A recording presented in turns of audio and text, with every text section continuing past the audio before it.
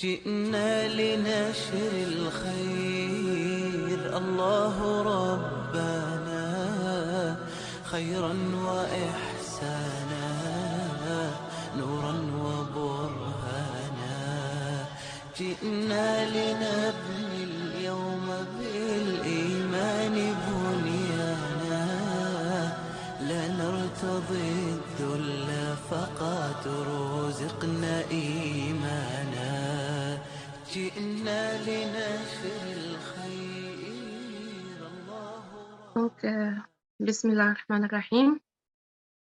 والصلاة والسلام على أشرف المرسلين سيدنا محمد وعلى آله وصحبه أجمعين إلى يوم الدين. Donc, je suis ravie d'être parmi vous. C'est vraiment, ça m'a réchauffé le dos parce que finalement, j'ai su que de l'autre côté des frontières, il y a des gens qui s'intéressent à ce que je fais comme travaux. Donc, j'aimerais bien et j'espère que je vous serai utile, Inch'Allah ar-Rahman ar-Rahim. Comme le sujet il a été intitulé, donc, concernant la consommation des insectes, et j'ai dit qu'il faut cesser de tourner autour du pot. Donc, c'est une phrase qui est courante chez vous. Vous savez qu'est-ce que ça veut dire parce que finalement, quand on va pas droit au but, on essaie de tourner au rond. Donc, ce sujet de consommation des insectes n'est que la partie émergente de l'iceberg. Le problème, il est beaucoup plus profond. Et c'est pour ça que j'essaierai maintenant, Inch'Allah, de faire un petit spot sur la réalité des choses. Donc, voilà. Pour ce qui est de la consommation des insectes, pour les gens qui sont intéressés, c'est-à-dire si c'est juste la consommation des insectes qui intéresse, il n'y a pas grand-chose à dire. C'est-à-dire, si vous voulez que j'aille droit au but, il y a deux volets. Il y a le volet religieux. Est-ce que c'est halal ou haram? C'est notre souci à nous, les musulmans. Certainement, ça ne serait pas une polémique pour les gens qui ne sont pas des musulmans. Donc, ils s'inquiètent surtout pour le deuxième volet qui est côté santé. Est-ce que les insectes sont bénéfiques, sont maléfiques? Est-ce que ça nous convient de consommer des insectes? Mais je vais répondre brièvement. Parce que j'ai dit, ça, c'est la partie émergente de l'iceberg. Mais ce qui est plus profond, il est encore pire. Donc, sur le plan religion, ben, la majorité des imams musulmans, ils disent pas que c'est haram. Et nous, vous savez qu'il y a on parle de madhab, c'est-à-dire il y a 4 madahib, si vous voulez dire. Nous, ce qui nous intéresse, c'est le madhab al-maliki au Maroc. Ils disent c'est pas haram, sauf si ça porte un préjudice au corps, c'est-à-dire si ça fait du mal. Et nous, sur le plan biologique, quand on parle insectes, ben, les insectes, ils sont plutôt répugnants, mais ils ne sont pas tous toxiques. Ils peuvent présenter une certaine allergie pour certains, mais l'allergie, on peut l'avoir avec des fruits de mer, avec certains fruits, avec certains légumes, avec le lait pour les uns, avec les œufs même.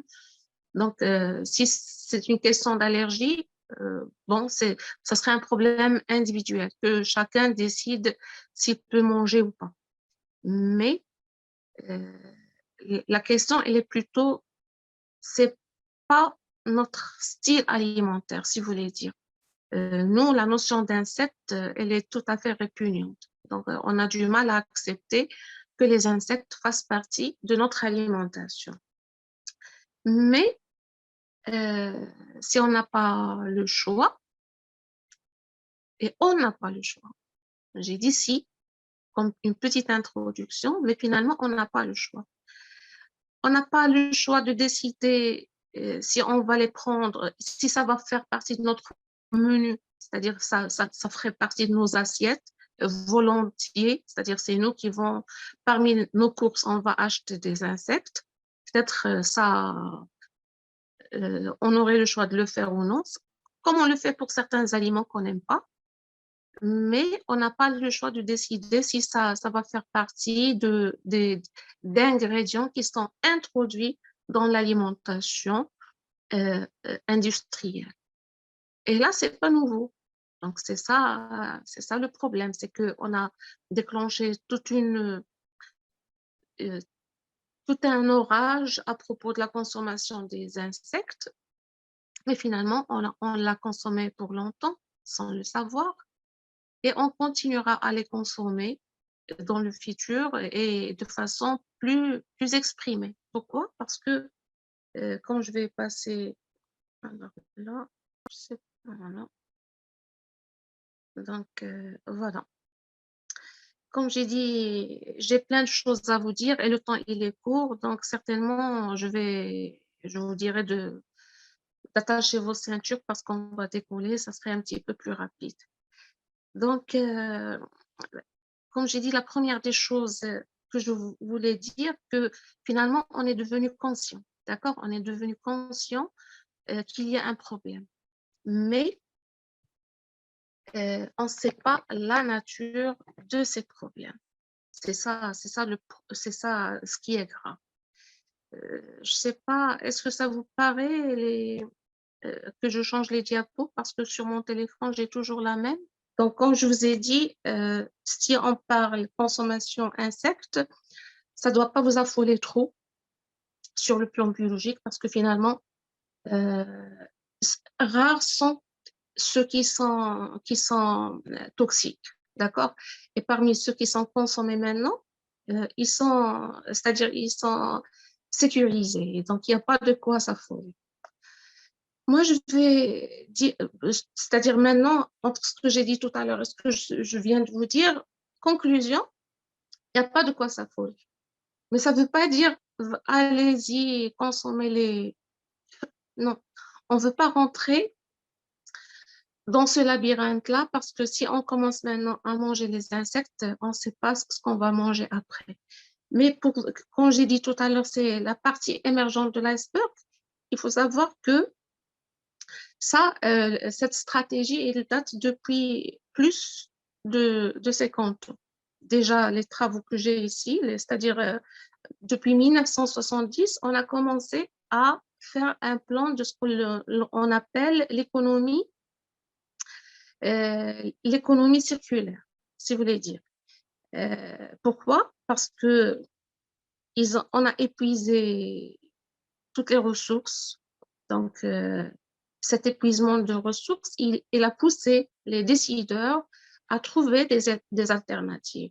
Donc, on n'est plus sur le modèle économique linéaire dont le principe est, c'est-à-dire, on a des ressources, grâce à ces ressources, on fabrique des produits, on les vend, on les consomme et on a les déchets, et on les rejette. Ça, on prélève beaucoup de ressources en amont, on rejette trop en aval, on détruit trop au milieu, et c'est ça le problème. Donc, ce qui a résulté dans tout ça, il y a une consommation énorme d'énergie. Donc, l'épuisement des ressources a créé une grande tension dans le monde qui a poussé c'est-à-dire tous les pays à chercher des stratégies alternatives. Et on parle d'un modèle économique circulaire. C'est quoi cette économie circulaire? C'est-à-dire, il faut penser à recycler. C'est devenu sur toutes les lèvres. Le but, c'est la formation d'une société basée sur le recyclage. Déjà, le Japon, en 2000, elle a déjà promulgué la loi.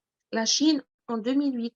La France, dont vous faites partie, c'est votre pays quand même, à l'instar, elle a aussi créé dans son plan stratégique de transition énergétique dans le cadre de la croissance verte, ce modèle d'économie circulaire. Donc, il faut dire que cette transition écologique, elle marque la fin d'un monde. La fin d'un monde. C'est-à-dire, c'est pas quelque chose de cette consommation, ce qu'on appelle l'entomophagie, c'est pas une simple consommation d'insectes. C'est pas ça. Non, le problème il est pire encore. Pourquoi?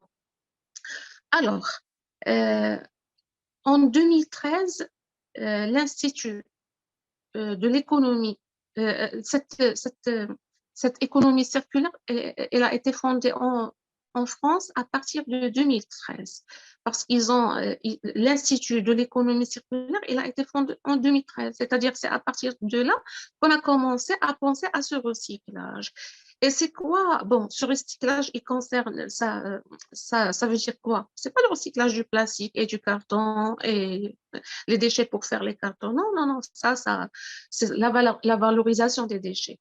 Le recyclage, c'est que dans la chaîne alimentaire, c'est-à-dire dans la chaîne alimentaire, si vous voulez dire, de l'être humain, ces ressources, c'est-à-dire les ressources et les épuisées, donc il faut trouver l'alternative. L'alternative, c'est quoi? C'est recycler nos déchets pour les consommer.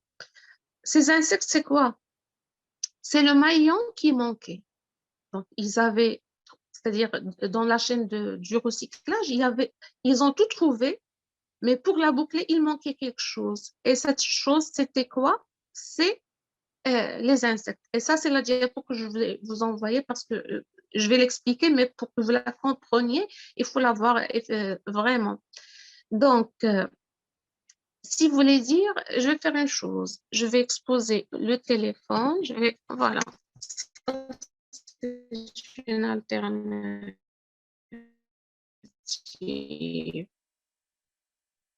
Voilà. Donc, si vous voyez ici, ça c'est un cycle, mais quand même, le maillon qui manquait, c'était les insectes. Donc, qu'est-ce qu'il voulait faire?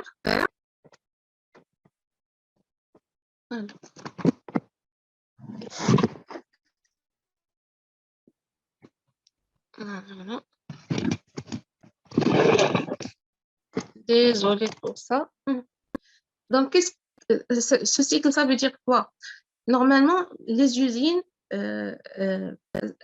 toute notre chaîne de vie, il y a des rejets. Les déchets alimentaires, les déchets industriels. Donc, ils ont pensé à fabriquer des déchets à partir des déchets organiques, les faire consommer par les insectes et bien sûr faire un élevage d'insectes à grande échelle. Et puis, l'extraction à grande échelle des produits à base d'insectes qui vont servir dans les produits pharmaceutiques, dans les ingrédients non alimentaires, c'est-à-dire pour les animaux et comme fumier, dans des ingrédients alimentaires, c'est-à-dire que vous allez acheter pour faire vos recettes et comme aliment lui-même. Donc ça, cette diapo, je vais vous l'envoyer. Finalement, vous allez retrouver les insectes dans vos aliments, dans vos médicaments et même dans vos viandes. C'est-à-dire si vous êtes maintenant contre la consommation des insectes, vous allez faire le tour et finalement, c'est elle qui va constituer la chair de vos beefsteaks. Parce que finalement, ça va rentrer dans l'alimentation animale. Donc, le bétail, il serait brevet par ces insectes. Donc, finalement, pas la peine de montrer cette résistance parce que tôt ou tard, on va le consommer tous. Alors, il y a même des bourses actuelles pour vulgariser, c'est-à-dire comme dans nos étudiants, dans les facultés, pour qu'ils travaillent là-dessus et trouver des protocoles, justement pour vulgariser cette consommation d'insectes. Donc finalement, quand vous trouvez qu'on arrive à l'échelle des bourses universitaires, il faut savoir que ça, c'est le dynamo qui pousse à cette consommation à large échelle. Parce que finalement, il y aurait les étudiants en agronomie, les étudiants en physiologie, les facultés des sciences, en chimie, et tous, ils vont faire les mains dans les mains pour aboutir à un produit et vous donner la sécurité que bon, les biologistes, ils vont dire leurs mots, les chimistes, ils vont dire leurs mots, les agros, ils vont dire leurs mots, et finalement, ça va devenir un aliment sécurisé Et alors, ça veut dire que ce n'est pas quelque chose, ce n'est pas une vogue qui va partir avec notre réticence. Non, le problème, il est beaucoup plus large que ça. Donc, j'ai dit que c'est pas question uniquement de farine, parce que finalement, ça serait un produit qui va apparaître dans tous vos aliments, y compris les produits pharmaceutiques, les produits pour bébé, le lait de bébé et tout. Donc ça, c'est juste pour vous dire les perspectives. Mais si on parle historique, les insectes, ça existe dans pas mal de choses que vous consommez volontairement. Les additifs alimentaires qui existent, il y en a beaucoup qui sont faits à base d'insectes. Le colorant rouge que vous trouvez dans les emballages de vos aliments sous la nomination E120, ça, il est fait à partir d'un insecte qu'on appelle la cochenille.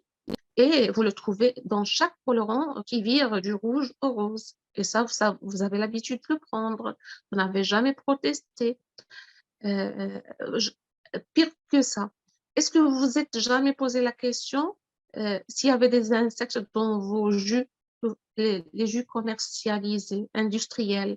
Parce que finalement, est-ce qu'ils vont se donner la peine de jeter les fruits? Vous savez tous que les fruits, ça forme des insectes, ça forme comme des... Donc, voilà, ce sont des insectes, si vous voulez dire. C'est comme des petits vers qu'on trouve dans... Il n'y a pas un produit naturel qui n'a pas sa forme d'insecte qui apparaît dans la conservation. Les légumineuses, le blé, les fruits, les légumes, même le chocolat. Est-ce que vous êtes jamais posé la question, vos chocolats, s'ils contiennent des insectes ou non? Ils y contiennent parce que est-ce qu'ils vont sacrifier des récoltes juste parce qu'il y avait ce genre d'insectes qui se forment pendant la conservation? Donc, durant toute notre vie, on prenait les insectes sans s'en apercevoir. Donc, pas la peine d'en faire maintenant une histoire si on ne va pas s'attaquer à la vraie solution. Et la vraie solution, c'est que on a maintenant 7 milliards de personnes sur le globe terrestre qui ont besoin de nourriture.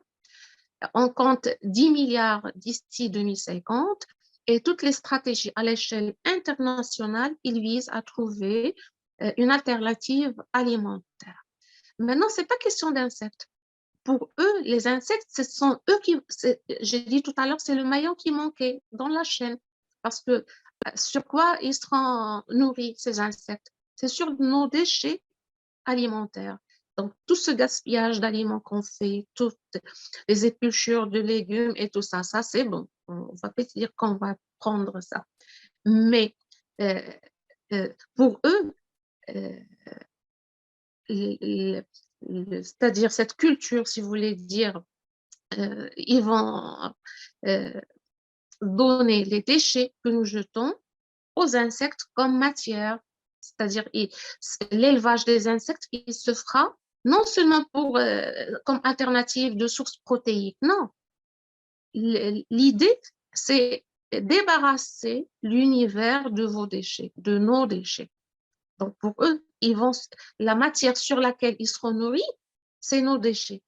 Donc, c'est la cause, ou bien peut-être le prétexte derrière cette stratégie d'élevage. Il y a maintenant des fermes d'insectes et des usines d'insectes, des laboratoires et tout ça. Donc, pour eux, ils veulent sauver l'univers de notre pollution, de nos déchets organiques, et le recyclage, ça va donner une matière pour eux qui est plus bénéfique que la chair de la viande que vous consommez. Donc, je reviens à mieux que ça, ils ne vont pas uniquement leur donner les épluchures de vos légumes et fruits et ce que vous gaspillez comme aliment que vous jetez, non. Ils pensent même à vos intérêts pour les rendre riches en oméga 3. Ils vont leur donner les déchets du poisson. Donc, les retaillés du saumon et des autres poissons qu'ils vont récolter bien sûr de l'agroalimentaire. Et maintenant, et si j'ouvre une parenthèse, c'est que plusieurs, plusieurs industries, ils vont mettre la main dans la main pour finalement vous donner ce produit final qui est les aliments à base d'insectes. Parce que tous les déchets de la gastronomie, ils seront recyclés. Ça ferait, si vous voulez dire, le pâturage de ces insectes. Ne croyez pas qu'ils vont les récolter de la nature. Non, ça serait élevé dans des box, dans des chambres.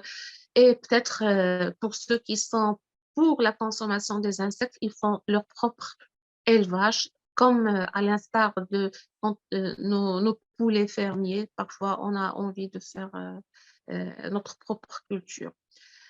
Pire que ça, euh, pour vous donner la sécurité qui sont propres, qui ne contiennent pas de microbes, ils vont les traiter avec les micro-ondes. Donc, non seulement ils seront nourris à base de vos déchets, mais ils vont traiter vos déchets, plutôt ces insectes. C'est comme l'abattage, si vous voulez dire. Donc, les insectes, ils seront traités par les micro-ondes ou bien bouillis, ou bien traités à l'eau bouillante. Comme ça, ils seront stériles. Donc, ne craignez pas les bactéries. Malheureusement, je le dis de façon ironique parce que on craint des bactéries alors qu'on est en train, sur le point de manger quelque chose dont on ignore les conséquences et on consommait avant plein de choses qui sont terribles. Donc, finalement, ces insectes, ils sont dans vos viandes, dans vos médicaments, dans vos aliments, et ils sont riches en protéines, en lipides, en glucides, en oméga 3. Ne craignez rien. Ils sont même, c'est-à-dire, imaginez que leurs déjections, ils seront utilisés comme fumier. C'est comme maintenant. Maintenant, le bétail, on utilise leurs déchets comme fumier pour fertiliser le sol parce que c'est plein de ces minéraux et plein de bactéries et de germes qui fertilisent le sol, d'azote, etc. Alors, ne craignez rien, ce rôle, il serait aussi joué par les insectes. Les déjections d'insectes qui contiennent leur mue, qui contiennent leur litière, etc., ça va servir pour fertiliser le sol. Donc, il n'y aura rien de perdu. On revient au proverbe chimique qu'on sait presque tous, ou bien qu'on a étudié à la faculté, la loi de la matière. Rien ne se perd, rien ne se crée, tout se transforme. Donc finalement, on est dans l'économie linéaire. Peut-être on ne savait pas, bien on n'était pas victime de cette loi de la matière, mais maintenant, on l'est. Maintenant, on a assisté à l'application de cette loi de la matière. Rien ne se perd, rien ne se crée, tout se transforme. Et pour vous dire, il y a déjà des compagnies, par exemple à Montréal, qui vous donnent la composition de ce fumier. Si vous voulez dire, si vous voulez, je vais vous envoyer même la présentation en entier, si vous voulez la lire, etc. Ils vous donnent la composition du fumier, du fumier d'insectes, les déjections d'insectes. Alors, tout ça, pour eux, c'est pour éviter le gaspillage alimentaire, les déchets qui débordent partout dans le globe, les gaz, réduire les gaz à effet de serre, pour réduire la consommation d'énergie parce que finalement, l'élevage de bétail, ça demande beaucoup d'eau. Il faut 1300 litres pour élever une vache, alors que les insectes, ils n'ont même pas besoin d'eau.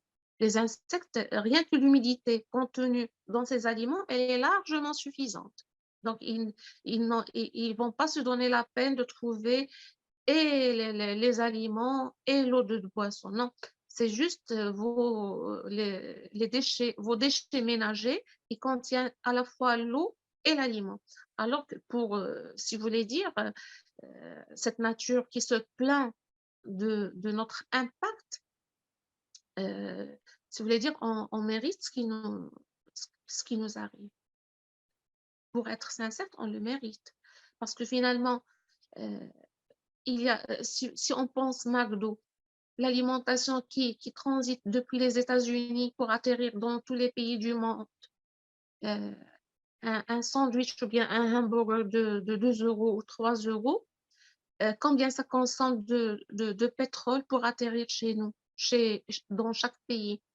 Nos vêtements, nos aliments, même nos grignotages, c'est-à-dire quelque chose qu'on achète nous à 1 dirham, qui est le 1/10 d'euro, il vient dans des containers avec des bateaux, ou bien avec des avions, ou bien sur le trafic routier. Tout ça, ça vaut même pas les frais du pétrole consommé pour l'envoi.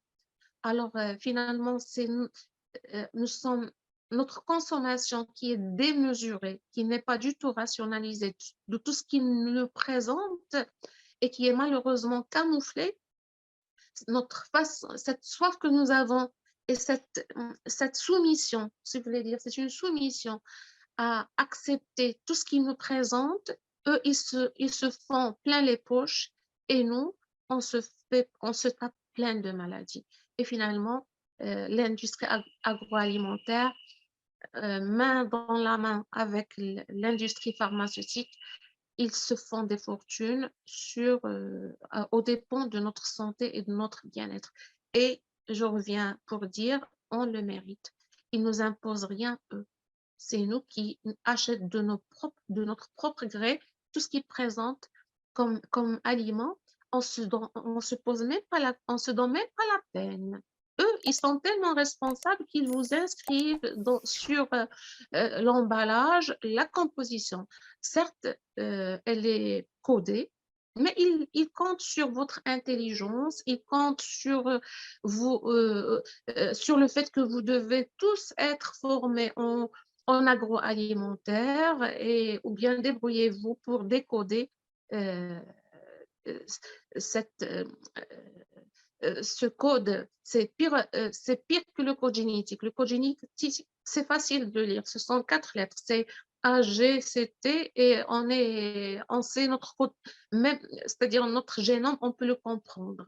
Alors que le code de la composition de vos aliments, c'est tellement secret que personne ne peut le connaître, même nous, les spécialistes de l'agroalimentaire. Rarement je me rappelle le tel nombre, ça signifie rien. Il faut toujours que je revienne à la littérature. Et on ne se pose pas la question, nous, dans la routine, on se fait un délicieux gâteau avec 3 ou 4 ingrédients. Et quand vous achetez un gâteau, vous avez une trentaine et vous ne cassez pas la tête pour dire ça sert à quoi. C'est quoi? Et finalement, euh, qu'est-ce qu'il y a de spécial dans ce gâteau qui est composé d'une trentaine de composants? euh, Qu'est-ce qu'il a de si spécial pour que je le consomme, compte tenu que moi, quand je le fais à base de 4 ou 5 aliments au top. On laisse la viande normale et on se choque plein de pathologies en consommant de la viande sous différentes nominations. On ne se pose même pas la question que c'est une couleur qui n'est pas du tout naturelle. Oui, c'est de la viande fumée, ça c'est de la viande, je ne sais pas quoi, ça c'est de la charcuterie.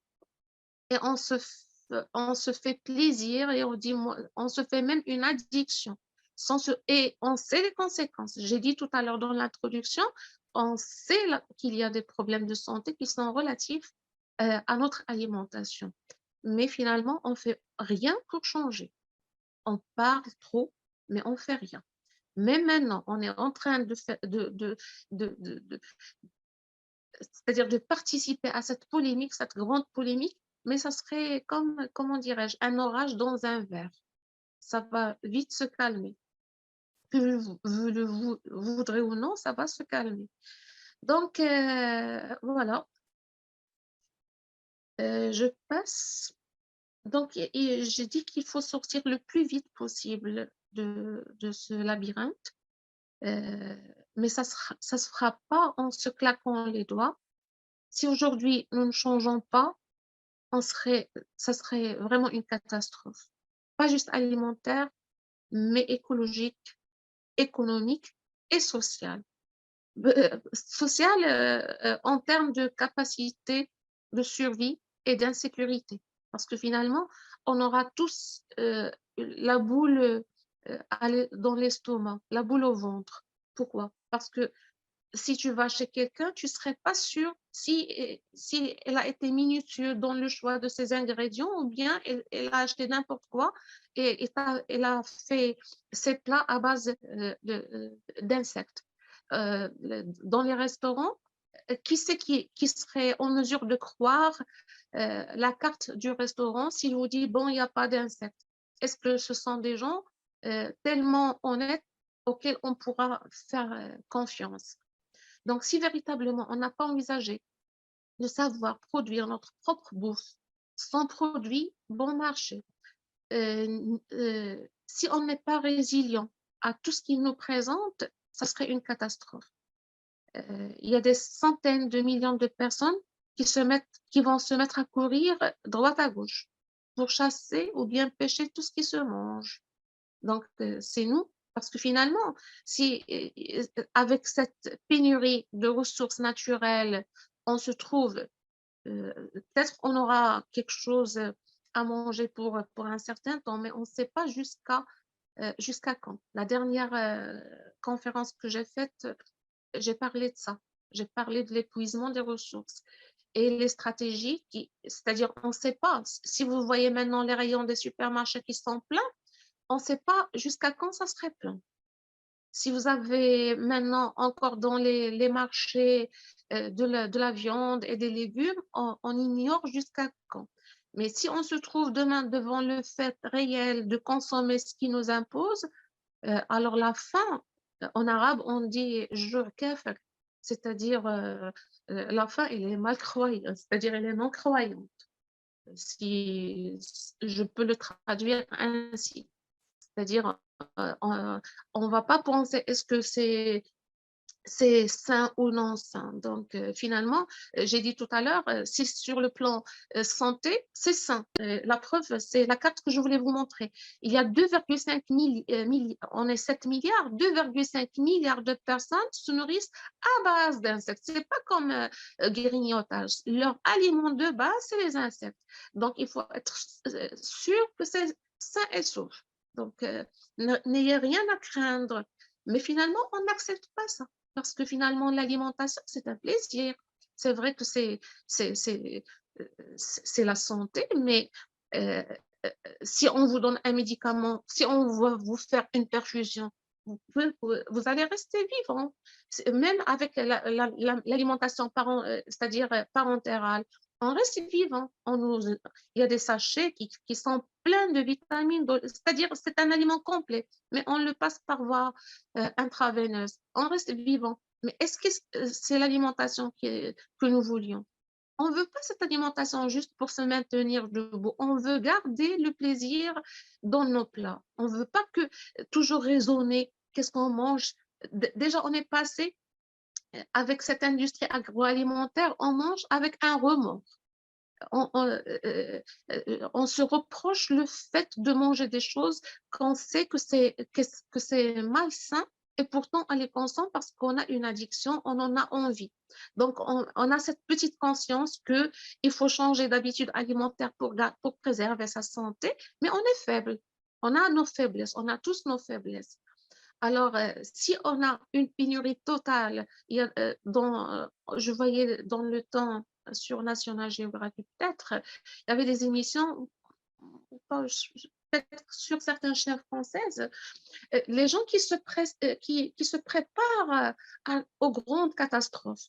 Et chacun a ses idées pour faire une construction qui va résister aux tremblements de terre, qui peut résister aux incendies, qui peut résister aux tsunamis. Et ils font des réserves d'aliments et de boissons. Et même, il n'y a pas que les stocks, il y a même des stratégies de fabrication.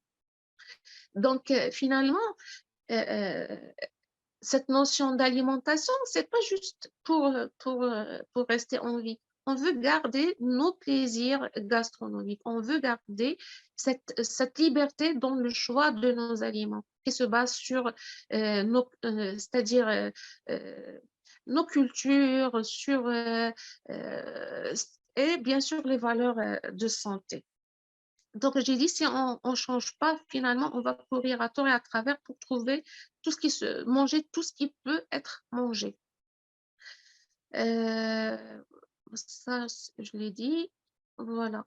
Même cette population qui est toujours en expansion, au mépris du bien-être des individus, les conditions de travail sont extrêmement hétéroclites. Nous vivons dans des boîtes de ciment, dans un environnement pollué. Et encore pire, ils veulent nous ajouter une alimentation répugnante. Donc, on ne raisonne pas uniquement. Ici, au Maroc, on a une différence rien que dans la consommation des escargots. Il y a des gens qui aiment ça et qui en raffolent, et il y a des gens, pour eux, c'est répugnant. C'est répugnant au point de vomir, au point de tomber malade, parce que finalement, il y a une activation du nerf vague devant une situation et ça peut nous arriver. C'est-à-dire, quand tu as le moindre doute que cette alimentation contient quelque chose que tu n'aimes pas, vite, le nerf vague, il va réagir. Et on sait que le nerf vague, il est lié directement au cerveau, c'est-à-dire la chose que vous refusez de manger, ça va vous donner des coliques, ça va vous donner des nausées, ça va vous rendre même malade. Donc, ce n'est pas question de protéines, lipides, parce qu'on ne passe pas toute notre vie à compter les calories et voir la valeur énergétique et la composition. Quand on veut manger, on veut se faire plaisir, on veut se régaler tout en restant bien sûr sain. Donc, je ne vais pas parler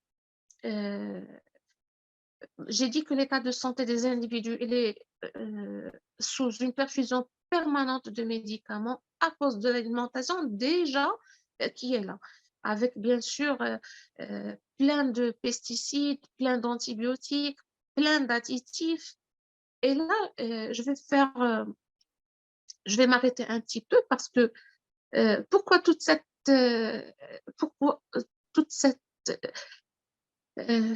comment dirais-je, je veux trouver un mot qui est, je ne veux pas dire polémique, mais pourquoi cette révolte, si vous voulez dire, pourquoi toute cette révolte contre les insectes qui, à ma connaissance, sur le plan biologique, parce que peut-être que c'est l'occasion de me présenter un petit peu, je suis docteur en biologie et ma thèse elle est sur la toxicologie et en même temps, je suis ingénieur d'État en agroalimentaire. Donc, si on raisonne laboratoire, les insectes, il y a rien de mal dans les insectes.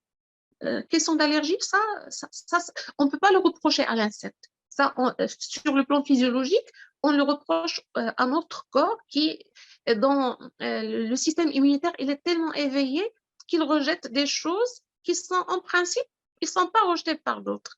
Et d'ailleurs, ces allergies qu'on développe, c'est les conséquences de notre alimentation maintenant. Parce que dans le temps, il n'y avait pas beaucoup d'allergies. On entendait rarement ce mot allergie. Maintenant, l'allergie, c'est une maladie. D'ailleurs, on la considère une maladie normale, ça va de soi. Bon, déjà, un simple urticaire, tout le monde, il dit peut-être que c'est une allergie. C'est tellement devenu, ça s'est vulgarisé au point qu'on considère l'allergie comme quelque chose de normal. Donc, il n'y a rien à reprocher aux insectes. Alors, pourquoi vous n'avez pas fait toute cette réaction aux aliments que vous mangez d'ores et déjà? Donc, pourquoi vous vous affolez pas sur tous ces additifs, une liste d'additifs que on a du mal. Imaginez que j'ai fait une présentation en 2017 sur les additifs alimentaires. À l'époque, j'ai compté, dans la littérature, j'ai recensé 712 additifs. 712 additifs que j'ai recensés et j'ai d'ailleurs j'ai présenté leur effet, leur signification et leur effet. Et peut-être je ferai un aperçu pour vous dire quelques-uns. Donc, pour nous faire avaler la pilule, on nous a inventé la notion de la sauvegarde de l'environnement, l'univers vert. Ici, on dit le Maroc vert. Je ne sais pas chez vous comment on la nomme, mais ici au Maroc, on dit le Maroc vert, c'est-à-dire tout ce qui est naturel, le retour aux sources d'énergie alternatives qui sont naturelles et toute une histoire. Et nous, on leur donne cette opportunité parce que finalement, chacun de nous, il est isolé derrière un écran technologique. On consomme tout en étant coupé de notre environnement. On a oublié de voir, d'aller chercher les légumes dans les maraîchères. On a oublié d'aller chercher le blé de chez l'agriculteur, de chez lui, c'est-à-dire acheter les provisions de l'année c'est-à-dire pendant l'été, là où il y a, c'est-à-dire quand il récolte, on achète les provisions de l'année. On a oublié d'aller pendant le printemps, d'aller couper certaines plantes qui sont comestibles et les manger comme ça cru, ou bien en faire une ratatouille, ou chacun le fait à sa manière. On a tout oublié. On est planté devant des écrans et quand on sort, on achète des aliments qui sont, bon, ils ne prennent, ils n'ont d'aliments que le nom, mais la composition, c'est du n'importe quoi et l'emballage, c'est encore pire. Donc, ils utilisent des produits beau marché, les plus beaux marchés qui existent dans le monde, pour en faire un pseudo-aliment, si vous voulez dire. C'est un pseudo-aliment, c'est pas du tout un aliment. Euh, il n'est même pas neutre. Il n'est même pas neutre. On dit, bon, on mange des calories vides. Non. On prend des aliments avec lesquels on chope plein de maladies. Tout le monde, maintenant, il sait que presque 98% des pathologies, ils sont liées à la nutrition. 2%, c'est traumatique ou bien congénital. Et même le congénital, il faut le compter sur l'alimentation, parce que l'alimentation de la maman pendant la grossesse, il peut même faire des mutations. Quand on parle de tératogénèse, il y a une tératogénèse pendant la conception de l'enfant. Donc, ils ont fait de nous des techno-humains totalement dépendants de leur environnement, pas le nôtre.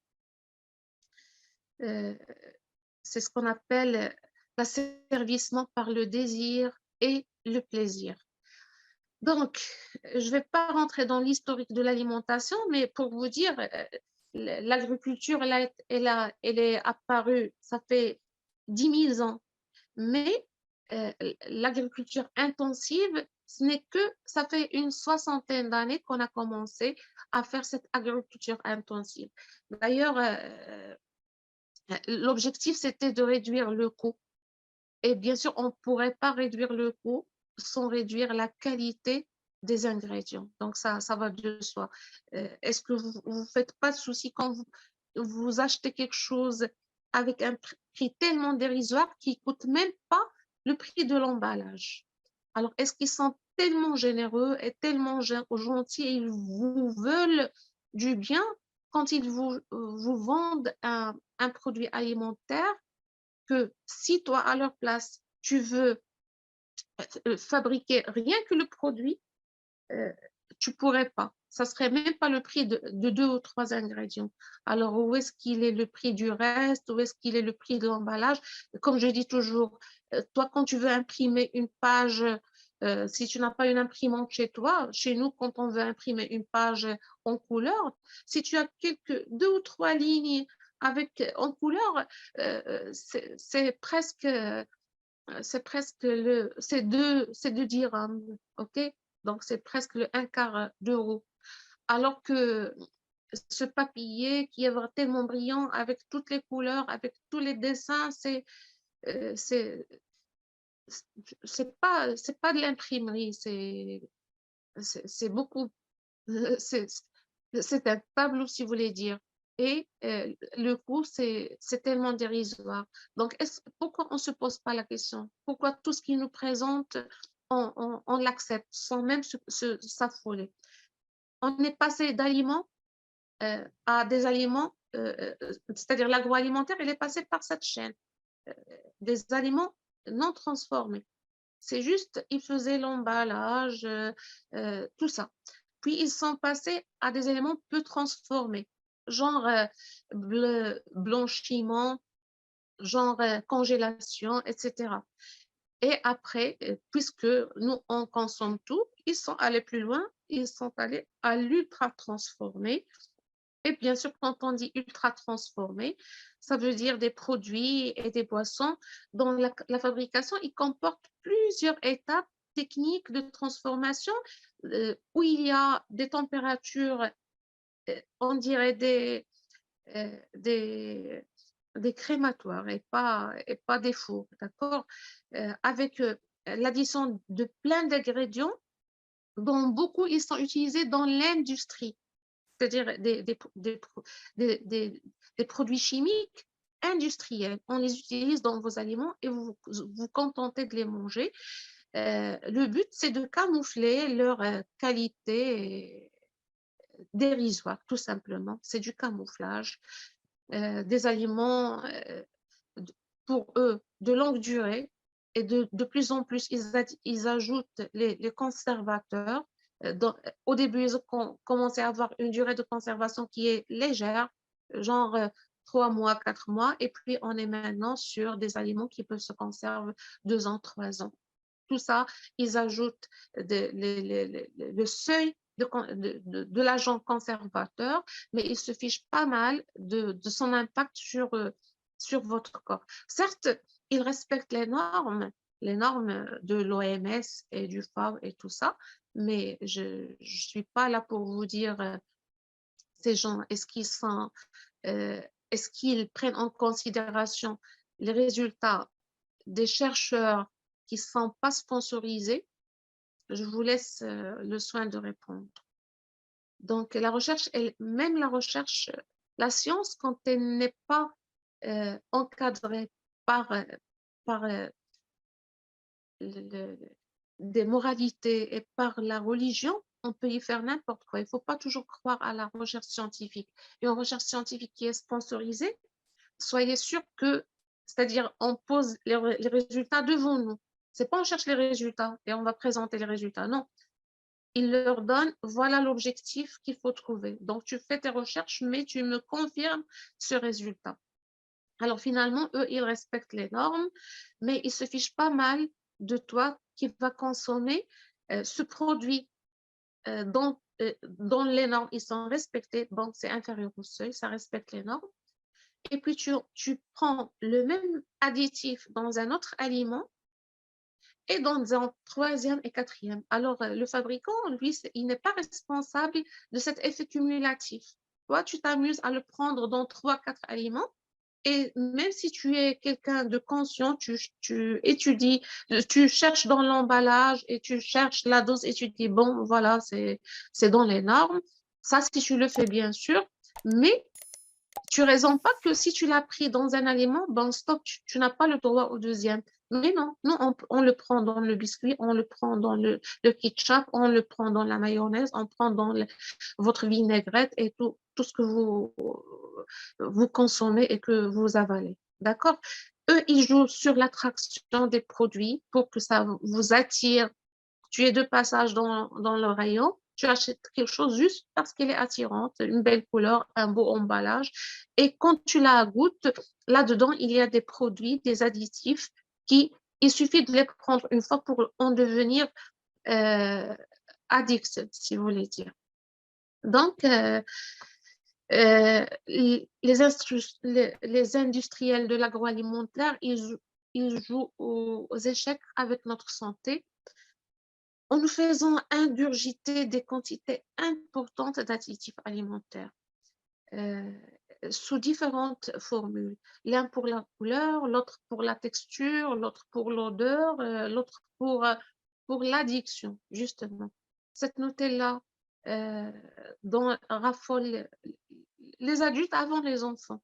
Il y avait un documentaire, et certainement vous l'avez vu sur une chaîne française, parce que moi je l'ai vu sur une chaîne française. Ils leur ont donné des bocaux anonymes. Et les enfants, ils ont choisi celui qui correspondait au Nutella. Parce que tellement il devient, c'est-à-dire ils ont une addiction à cet aliment et ils reconnaissent même son goût. D'ailleurs, tous ces chocolats tartinés, ils avaient presque le même goût. Mais ces enfants, ils ont réussi à déchiffrer, à bien sûr révéler le Nutella parmi tous les autres produits. Donc, je passe rapidement pour ne pas vous retenir longtemps. Il y a beaucoup de choses à dire. Voilà, je vais vous dire que il y a certains aliments, moi je ne vais pas vous parler des pathologies qu'on se choque, tout le monde sait ça. Depuis la petite inflammation, le petit prurit, jusqu'au cancer, jusqu'à l'Alzheimer, jusqu'aux les maladies émergentes, les maladies auto-immunes, toutes les maladies. Toute maladie, il y a la nutrition là-dedans. Donc, c'est vrai que le sujet que j'ai voulu discuter, c'était ce qui vous a attiré le plus, c'est les insectes, mais regardez avec moi que ce qu'on mange actuellement, il est pire encore. On le mangeait, ça fait des décennies, c'est pas des années.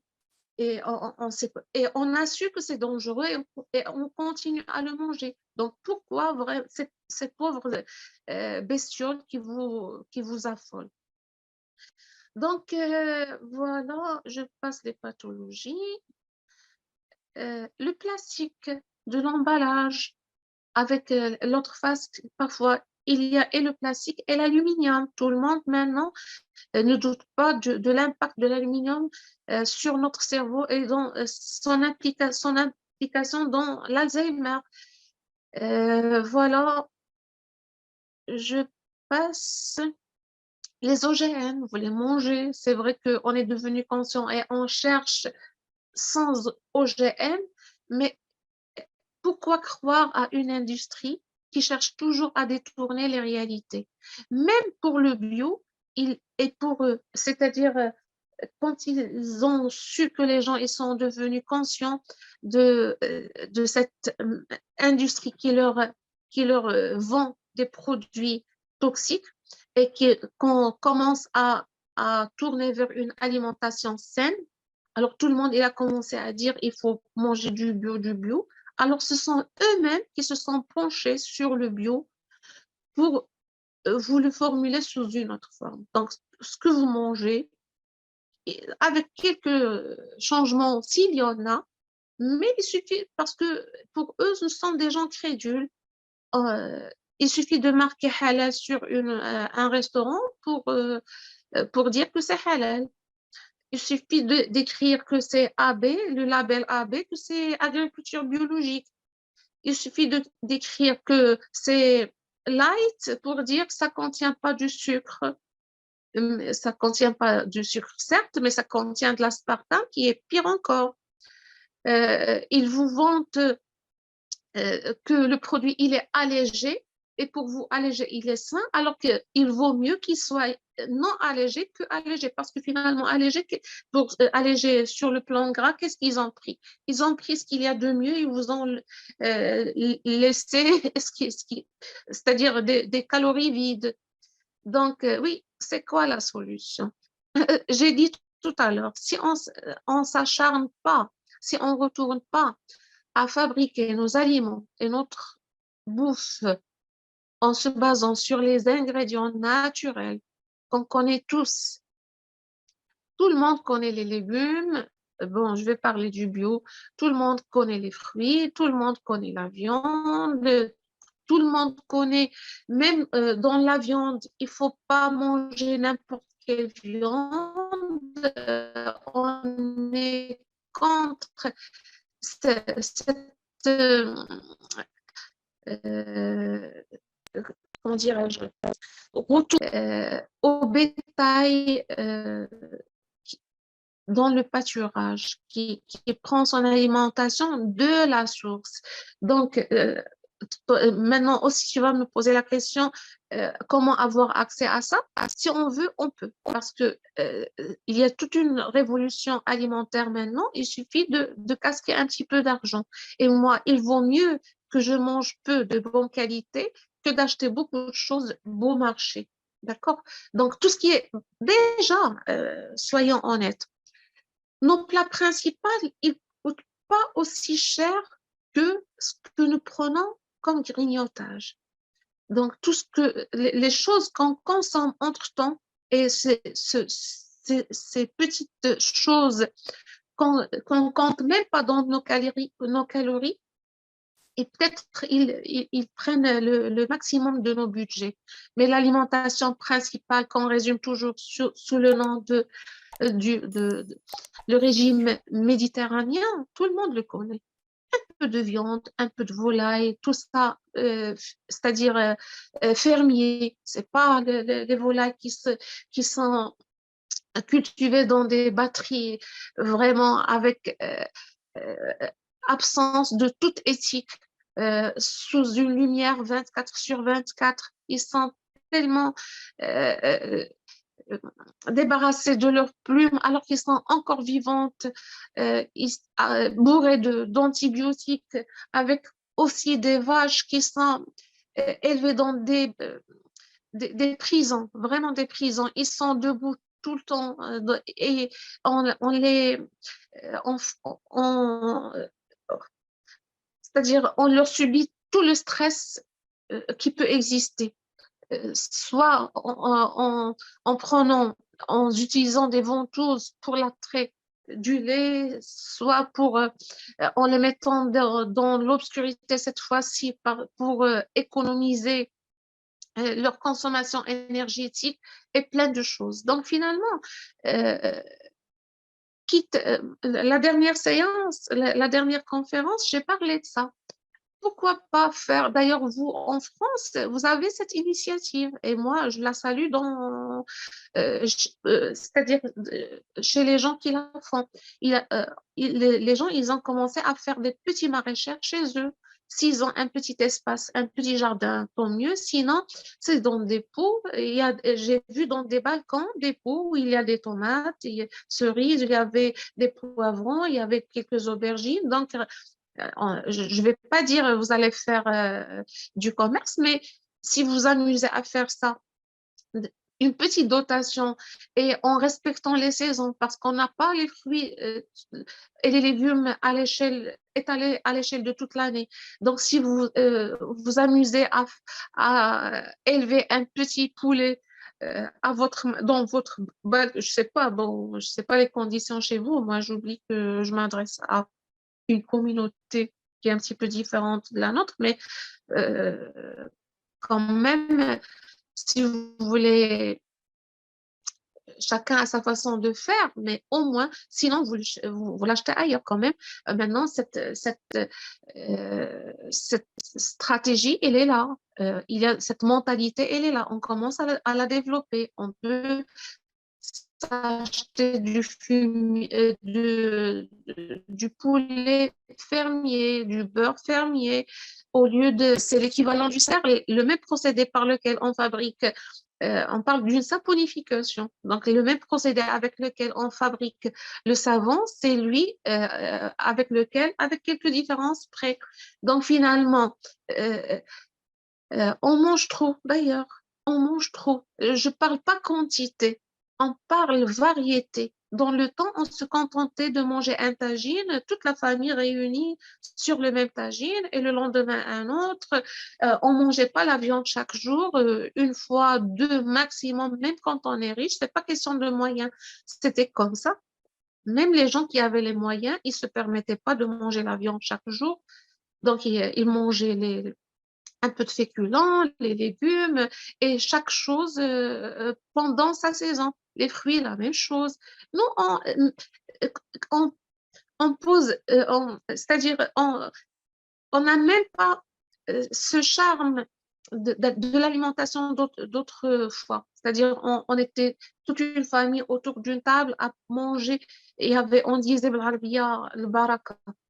Donc, le baraka, ça veut dire quoi? Cette quantité, quand on la mange tous, ça nous suffit tous.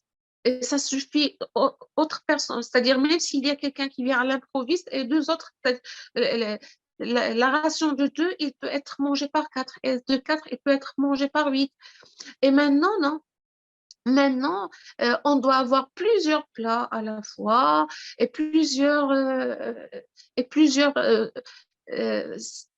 comment dirais-je, on a la gastronomie mondiale sur la même table. Vous avez de l'italien, de l'espagnol, du français, du marocain, de toutes les cultures, vous en avez sur la table et on mange un peu de ça, un peu de l'autre et le reste, c'est à la poubelle. Et finalement, on leur a donné l'arme par laquelle ils veulent nous tuer. Ce gaspillage, finalement, la terre, elle crie. Tout à l'heure, j'ai dit, ils ont raison. Ce qu'ils le font, il ne faut pas les prendre comme coupables, il faut les prendre comme des gens qui veulent chercher des solutions à cette terre qui se plaint de nos habitudes alimentaires, de notre style de vie. Il n'y a pas que l'alimentation. Moi, maintenant, peut-être je suis un petit peu penchée sur l'alimentation. Les produits cosmétiques, ça sert à quoi?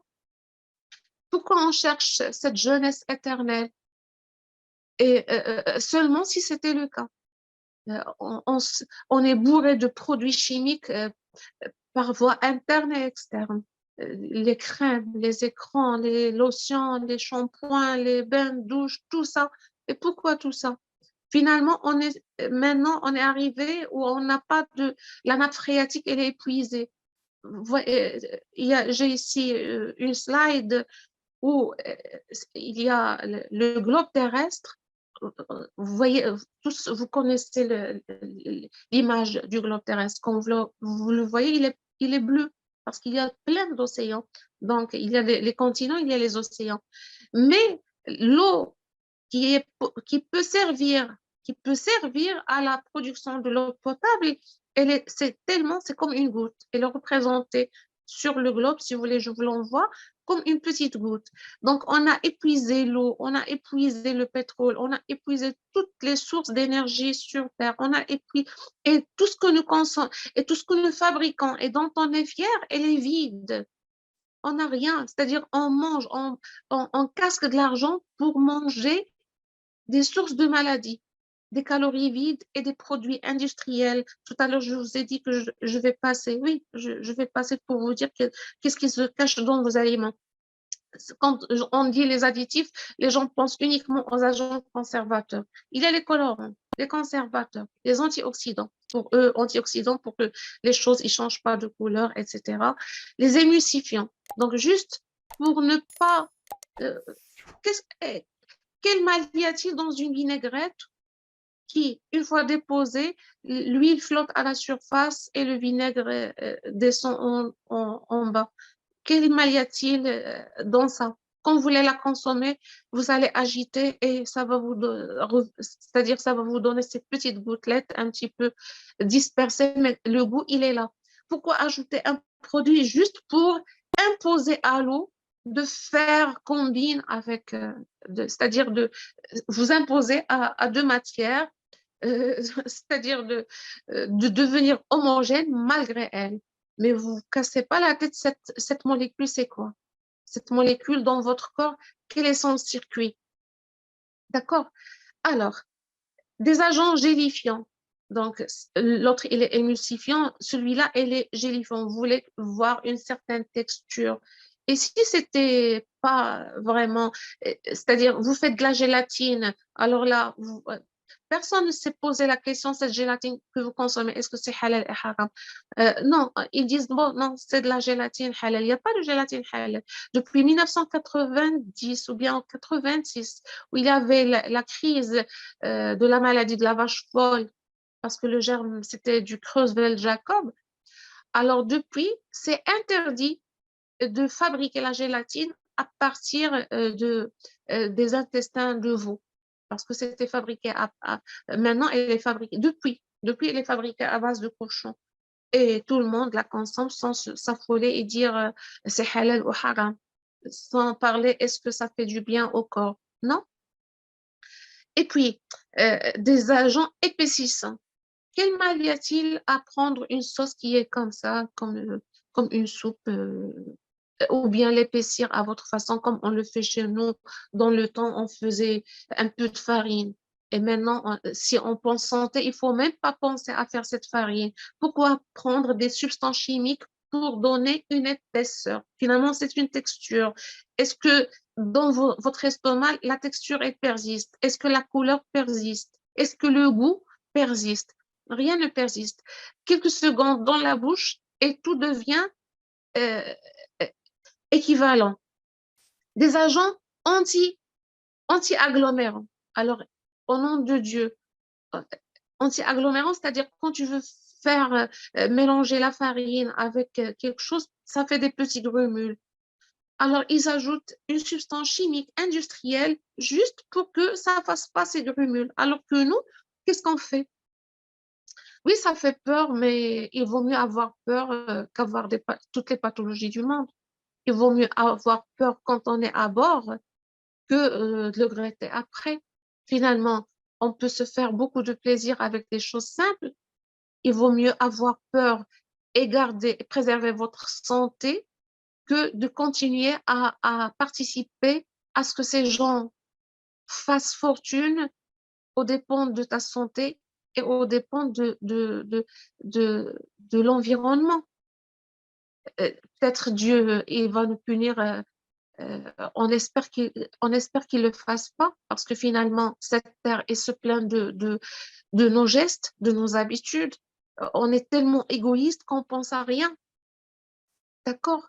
Alors, j'essaie de lire un petit peu euh, les, les commentaires. J'ai pas l'habitude de le faire parce que je peux avoir et l'écran et si je lis, les idées m'échappent, mais cette fois-ci, peut-être je le fais exceptionnellement pour répondre à vos attentes. Donc, des acides et des bases. Quand on dit acide, vous imaginez c'est quoi acide? Nous, on fait l'acide pour faire un détartrage dans le sol, pour décolmater les tuyauteries des égouts. Tout le monde sait à quoi ça sert un acide. Un acide, c'est tellement brûlant.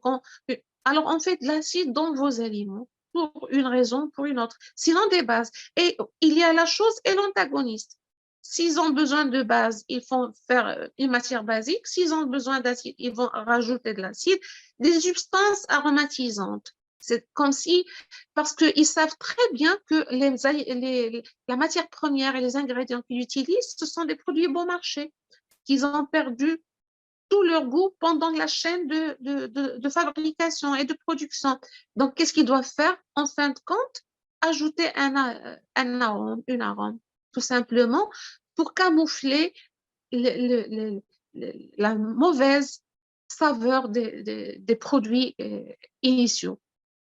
Des exhausteurs de goût, c'est toujours la même chose. Donc, pour amplifier vraiment le goût, tellement ils veulent que ce goût soit prononcé de manière à, euh, à mettre fin à ta résistance. Donc, il faut faire vraiment des exhausteurs de goût, des goûts, et ils parient sur ça. Ils savent très bien que une fois que tu vas acheter ça, tu ne vas pas t'en passer après. Alors, des préparations enzymatiques. Les enzymes, ça sert normalement soit on dit anabolisantes ou bien catabolisantes. Les enzymes, c'est notre corps qui les fabrique, ou bien ils sont contenus de façon naturelle dans dans la viande, dans les fruits, dans les légumes. Alors, eux, ils vous mettent des enzymes sans se donner la peine de savoir ces enzymes, qu'est-ce qu'ils vont faire dans votre corps. Les enzymes, c'est quelque chose qui travaille. Donc, une fois dans le sang, s'ils ont une activité sur les protéines, ils vont dégrader les protéines. S'ils ont une activité sur les lipides, ils vont dégrader les lipides. Mais nous avons nos propres enzymes. Pourquoi nous imposer des enzymes euh, euh, euh, industrielles? Et la liste, elle est encore longue. Des substances de traitement de surface, et plein de choses. Donc, il y a 23 familles. Je ne dis pas 23 Ali, 23 familles. Rien que pour le goût de fraises, il y a 24 produits. Au nom de Dieu, est-ce que vous trouvez que c'est logique? 24 produits pour donner un goût de fraise. Et la liste, elle est encore longue. Donc, pour ne pas, je pense que oui, c'est beaucoup. Donc, c'est 1h30 presque. Je vais peut-être clôturer avec ça et peut-être ouvrir, vous donner la main pour un petit débat, si vous voulez dire, ou bien une petite discussion. Donc, voilà. Je vais passer. Oui, juste pour vous dire. Le E152, si jamais vous le croisez, mais ça, vous pouvez le trouver même sur Internet. C'est le carbone qu'on trouve dans les pneus. Imaginez, le E180, c'est un colorant qu'on trouve dans les cartouches de l'imprimante. Maintenant, on a des imprimantes laser. Dans le temps, il y avait des cartouches. Alors, imaginez qu'on prend un produit qu'on trouve dans les cartouches de l'imprimante. Le E 905, 900, il y a une série de A jusqu'à G, c'est l'huile des moteurs de voiture. Vous savez, quand on fait le vidange, alors le E905, c'est la même chose qu'on trouve dans l'huile des moteurs de voiture. L'amidon modifié, le maïzena, que vous connaissez. Alors, c'est quoi eux? Oui, c'est quoi eux? On n'a jamais su c'est quoi. Mais ça a tendance d'être erreur, tout simplement. Ils savent très bien que pourquoi parmi toutes les lettres, ils n'ont trouvé que eux. Alors, c'est quoi le E et c'est quoi les chiffres? Pourquoi ne pas être... Voilà. Pourquoi tourner autour du pot? Allez droit au but. Dites que vous nous faites avaler des produits que nous ne sommes pas censés connaître. Parce que si vous étiez sincère, au lieu de faire sur l'emballage plein d'images comme ça grandes pour attirer l'attention et l'information qui concerne ta santé, ils la font sous forme d'un code et c'est écrit tellement petit qu'il te faut une loupe. Qui c'est qui va dans les grandes surfaces avec une loupe dans la main pour faire l'agrandissement de l'image, du caractère pour que ça soit lisible? Moi, j'ai jamais réussi à le lire sur l'étiquette. Je prends une photo avec mon portable et je zoome pour voir ce qui se passe. Moi, pas pour le manger, heureusement pour moi, j'achète pas les produits industriels. Alors, imaginez juste ce maïzena. Alors, le E905, euh, j'ai dit que, bon, ça sert à quoi? Bon, ils nous disent, ça sert à rien. On ne sait pas, ça sert à quoi? La liste des ingrédients. Est-ce que est-ce qu'on sait, ça sert à quoi? Il y a parfois des colorants. Si vous voulez que je détaille, bon, il faut beaucoup de temps. Mais vous allez le trouver. Quand vous trouvez le E905, il faut savoir que c'est l'huile du vidange des voitures. L'amidon modifié, on y met. Alors imaginez, c'est juste pour la texture. Normalement, c'est le blé du maïs. Déjà, il faut savoir que le maïs, c'est un OGM, c'est un organisme génétiquement modifié. Et en plus, parce qu'on veut que ça soit plus blanc que le blanc, on y ajoute, on la traite avec des températures excessives et on y ajoute des acides ou bien des bases. Donc, tout ce travail, tout ce baratin pour avoir une farine plus blanche et plus lisse, tout simplement. Alors, le E929, c'est un produit qu'on trouve dans les explosifs. Quand il y a des attentats, vous savez, ça se fait avec quoi? Alors, le E905, le 926, le E926, 29, c'est un composant qu'on trouve dans les explosifs. Donc, il est aussi puissant que le TNT. Et voilà. Le E1520, ça, on le trouve, c'est un composé chimique, on le trouve dans différents produit, c'est le principe actif on le trouve dans les cigarettes électroniques. Vous savez, les cigarettes électroniques. Et on le trouve, je veux passer vite, mais vous voulez savoir, donc, on le trouve dans les cigarettes électroniques. C'est un fumigène des spectacles et des discothèques. Le principe actif, on le trouve dans l'antigel des avions. Alors, imaginez un produit de l'antigel des avions, il est là.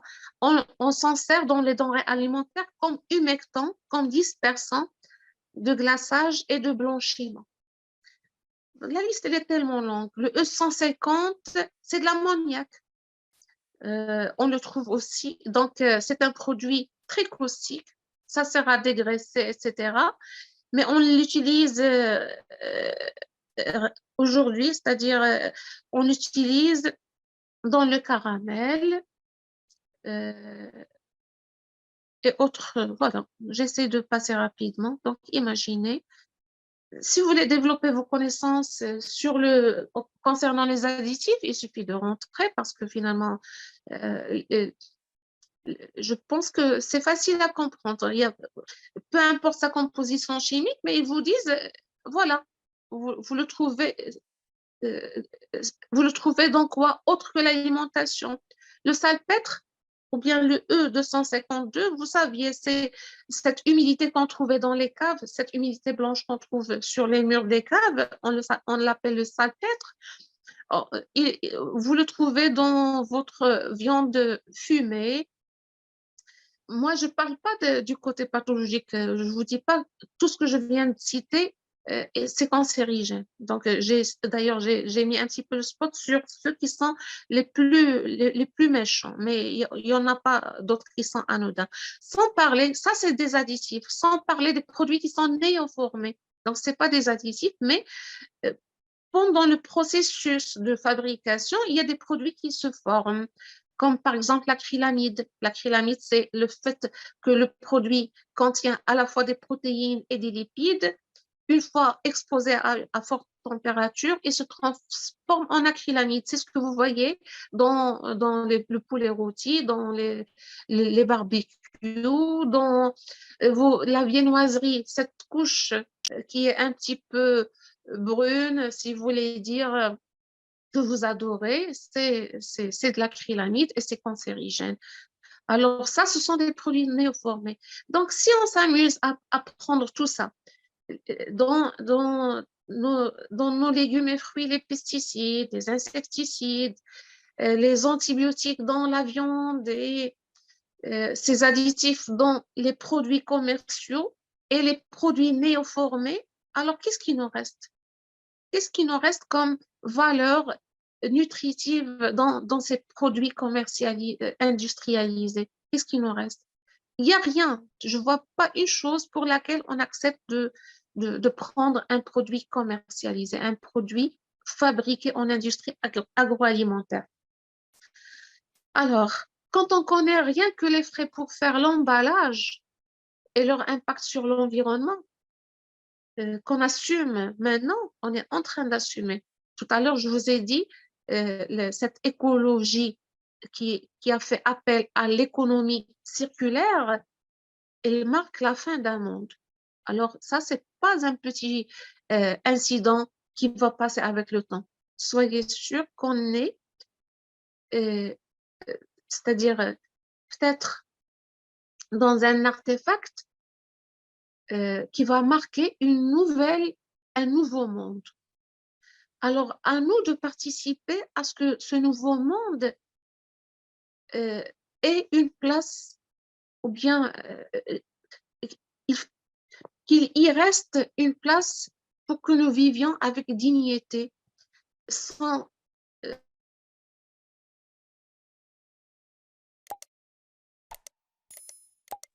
Excusez-moi, Oustada, il n'y a plus de son.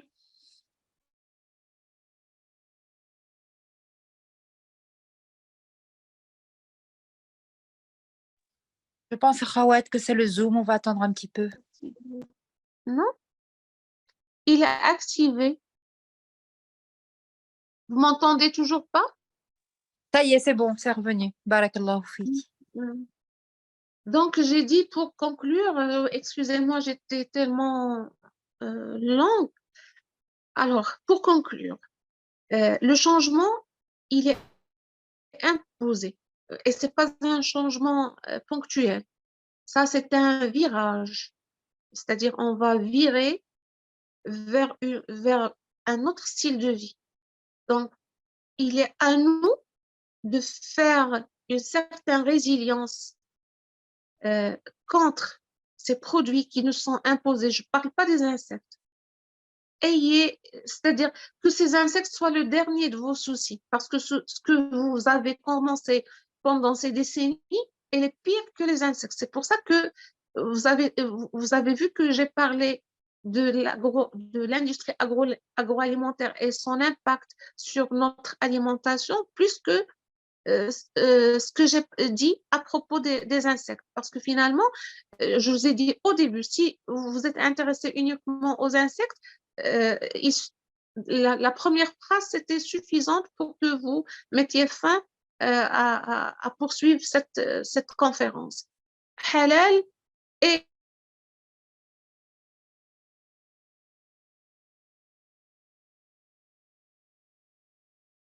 on mange avec une envie. Dans la nature, les animaux, chacun sait sa nutrition qui lui est cohérente et qui lui fait plaisir. Si tu lui donnes un animal, c'est même pas l'être humain.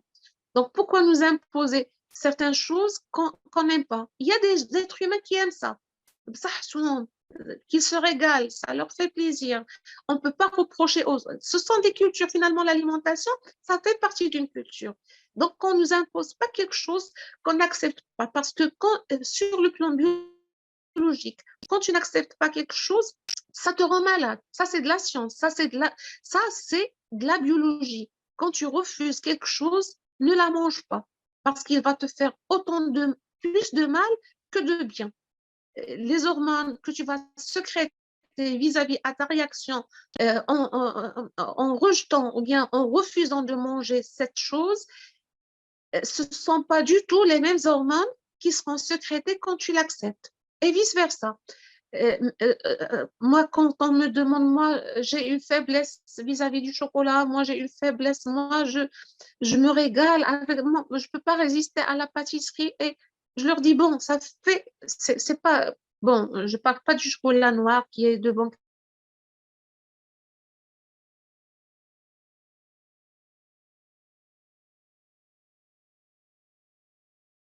Je leur dis, offrez-vous un plaisir de temps à autre. C'est vrai, oui, elle contient beaucoup de problèmes, mais le mal, où est-ce qu'il est? Qu'est-ce qui fait le poison? Nul n'est poison. C'est la dose qui fait le poison. Donc, tu te régales avec la pâtisserie, tu aimes la pâtisserie, n'exagère pas et qu'elle ne fasse pas partie intégrante de ton menu. Mais de temps à autre, offre-toi un plaisir.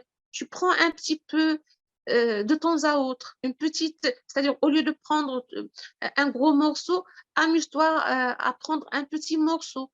D'accord? Donc finalement, ton corps, bien que ce que tu viens de prendre, il contient des produits qui sont normalement refusés, qui sont néfastes, mais tu vas compenser avec tes hormones de bonheur. Tu vas sécréter de la sérotonine, de la dopamine, de l'ocytocine, de l'endorphine.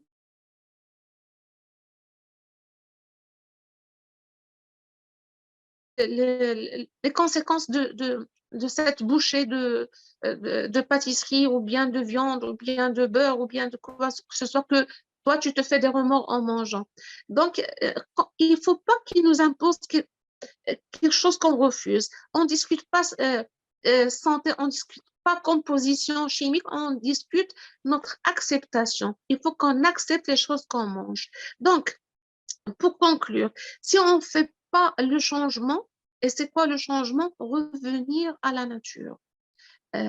Vraiment, on a perdu les repères. Je dis toujours cette phrase. Si nous avons perdu les repères, il faut se poser la question, c'est quoi? Nous, c'est quoi? Nous, ce sont des êtres humains qu'a créé Dieu pour qu'ils fassent preuve de leur soumission à Dieu. C'est ça notre objectif dans la vie. Je pense que la majorité de vous, d'après ce que m'a dit Madame Zakia, vous êtes des gens qui étudient le Coran. Je pense que vous connaissez l'ayat ديال وما خلقت الجن والإنس إلا ليعبدون إلا ليعبدون, c'est-à-dire ça c'est ta mission sur terre. Alors finalement notre mission sur terre il se résume à ça. Donc tout ce que nous faisons dans notre quotidien, il doit, c'est-à-dire, il doit pas nous faire écarter de notre objectif. Alors, tellement on a perdu le repère que nos objectifs se sont devenus juste nos plaisirs. Ce que nous devons manger, et en mangeant, on en a marre de manger la même chose. Chaque jour, on mange, on pense plus alimentation, c'est pour se faire une santé, pour avoir cette capacité à faire preuve de sa soumission à Dieu, tout simplement. C'est-à-dire manger le minimum de choses qui sont des créations divines, avec le minimum d'intervention humaine. Est-ce que vous croyez que l'être humain, en intervenant sur une chose qu'a créée Dieu, il va la rendre plus belle ou bien plus saine? Ça, c'est inconcevable. Personne ne peut le concevoir. Pourtant, on fait abstraction sur la réalité et on veut croire à ce qu'on veut, tout simplement. On veut croire à nos plaisirs. Il y a un autre verset du Coran qui dit alors, j'espère que vous l'aviez compris. Sinon, je la traduis. C'est-à-dire, est-ce que tu as vu celui qui a pris ses envies pour son Dieu? Donc, son Dieu à lui, c'est ses envies. Alors, finalement, si on peut avoir le courage de le dire, peut-être on fait partie de ça. Parce que finalement, on a une course de rage derrière le plaisir. Le plaisir dans l'alimentation, le plaisir dans les loisirs, le plaisir dans nos habits, dans nos habitats, dans nos relations. Donc, on ne cherche que le plaisir. Mais que ce plaisir soit limité dans le temps et dans l'espace et dans les objectifs et avoir tout ça avec Nia, que tout ça, je le fais, c'est-à-dire pour que j'accomplisse ma mission envers mon Dieu, ça, on l'a complètement oublié. Donc, essayez de simplifier votre vie, essayez de revenir à l'fitra. L'fitra, c'est-à-dire c'est l'instinct, si vous voulez dire, excusez-moi parfois, je sais qu'il n'y a pas vraiment des synonymes exacts à certains mots en arabe. Parfois, je passe beaucoup de temps à chercher le mot qui donne le sens le plus proche du terme arabe. Alors, essayons d'être ce qu'a créé Dieu et vivons avec ce que nous a donné Dieu, avec le minimum d'intervention, que ça reste votre intervention à vous. Même votre intervention, il faut que ça soit simplifié. La gastronomie est devenue un art, est devenue un métier, alors que normalement l'alimentation, ça doit être simplifié à beaucoup de cru et un peu de cuit, un minimum de temps. Même la cuisson, ça doit être réduit parce que c'est pas du tout les aliments trop cuits, c'est complètement transformé. Donc, même à notre échelle, on participe à ce massacre. Même à notre échelle, notre façon de cuisiner, c'est du n'importe quoi. Donc, revenons un petit peu à la nature. Mangeons beaucoup de cru dans nos légumes, les herbes qui existent dans la nature, les plantes médicinales, faisons des boissons vraiment qui signifient la santé. Ça, c'est la véritable santé. Toutes ces plantes naturelles, sauvages qui existent, pourquoi faire abstraction sur leurs valeurs nutritives et médicinales? La viande, on peut la chercher un petit morceau de chez une ferme qui fait un élevage naturel, un pâturage, des animaux qui mangent à leur guise, qui mangent en suivant leur instinct, on ne leur impose pas des produits non convenables, genre, imaginez que même les animaux, on leur donne à consommer des choses qui sont contre leur nature. Donc finalement, on ne vit pas pour manger, on mange pour vivre.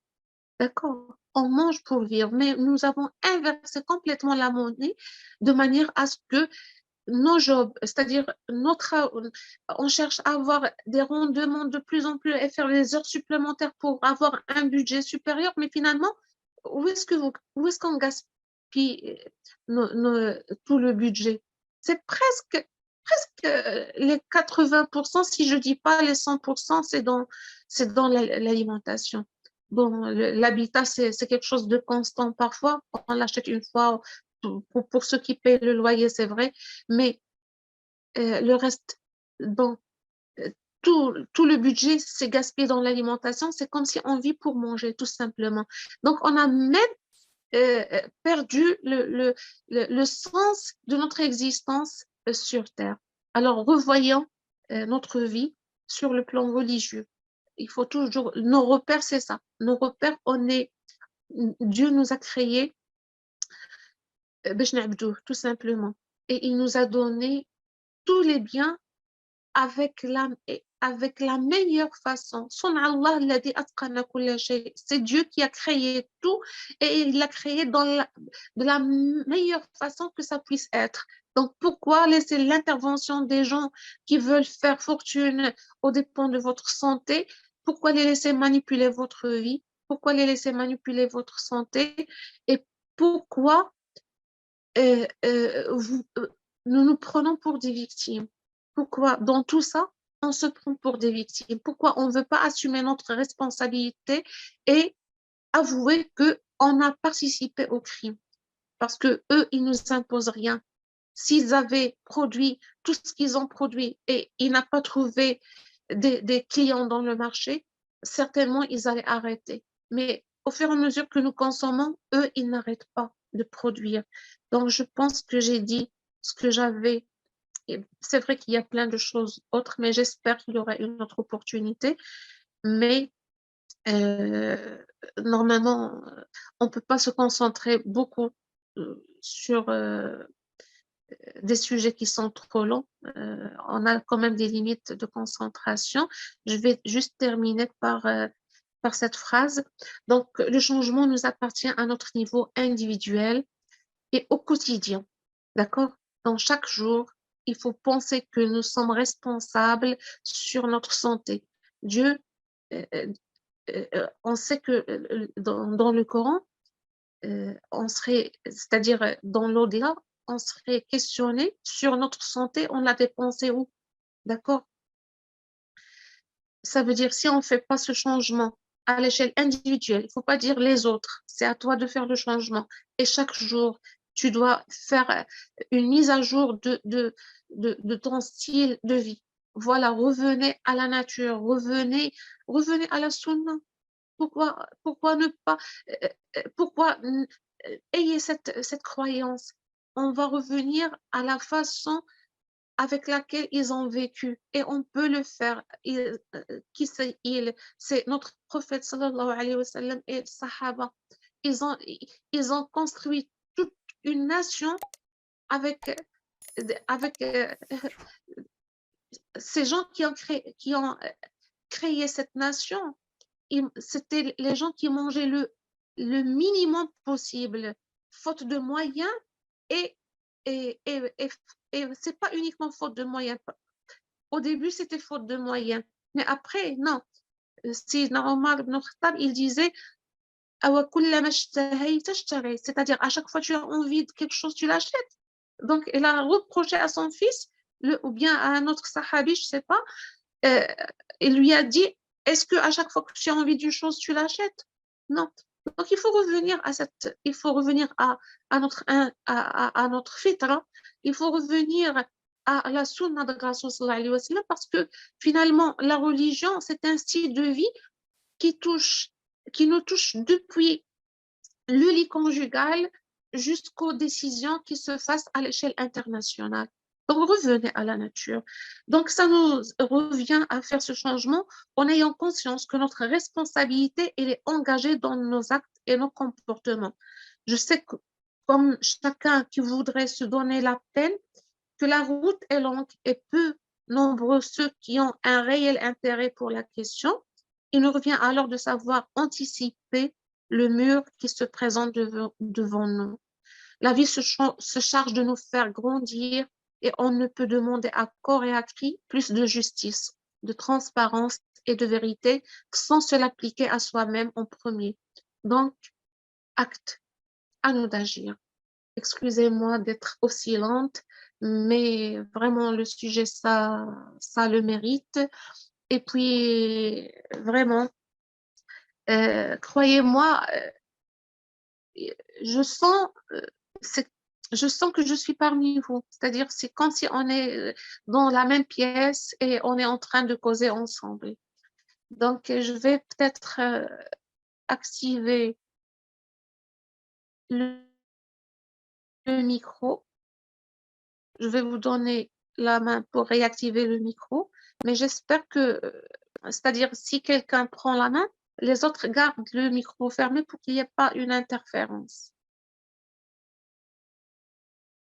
Merci, ma chérie Fatiha. Allah يحفظك Santina. Bon, si quelqu'un a une question, je peux vous accorder encore un moment. Sinon, je suis désolée pour vous avoir retenu aussi longtemps.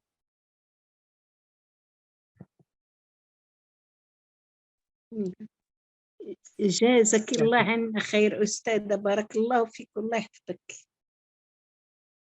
بارك الله فيكم انتم اللي صبرتوا عليا. الحمد لله لقيناك. الله يطول عمرك. السلام عليكم ورحمة الله تعالى وبركاته. حبيباتي سمية. عليكم السلام. عليكم السلام لاله بخير. Je vais arrêter بعد l'enregistrement.